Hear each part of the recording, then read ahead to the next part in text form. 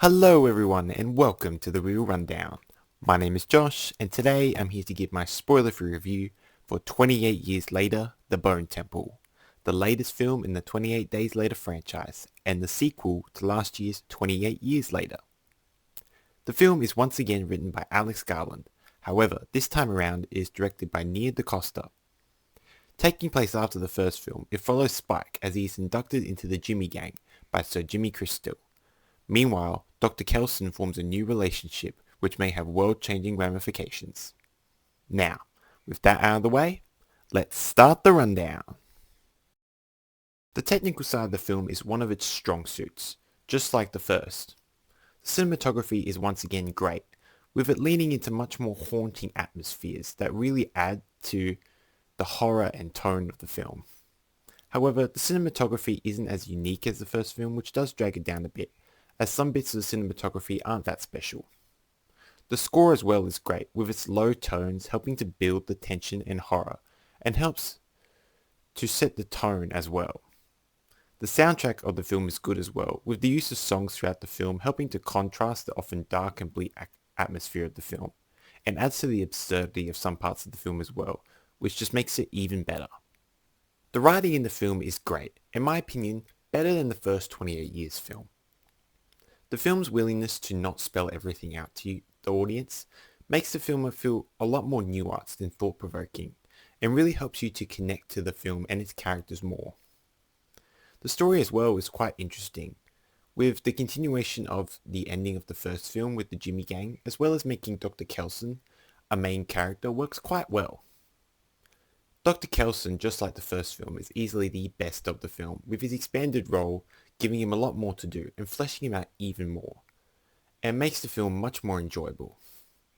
Sir Jimmy Crystal is also a menacing and terrifying antagonist, who really helps to up the stakes of the film as well. However, the last 15 minutes or so are some of the best things I have seen in a recent horror film, or film for that matter, and the ending cliffhanger as well has me very much intrigued how they will wrap up this trilogy. However, the writing isn't without its problems. Any main characters from the first film, like Spike, don't get much to do in this film, which at times doesn't make the film feel like a continuation. The pacing as well is off in some places, with some parts feeling a little sluggish. Also, although there is more focus on Alpha Samson in the film, the infected have less of a presence in the film, which doesn't help the film at times, as it doesn't really make it feel like a post-apocalyptic film. The whole cast is great in the film, with everyone giving some great performances, in particular Ralph Fiennes and Jack O'Connell, who are easily the standouts in the film.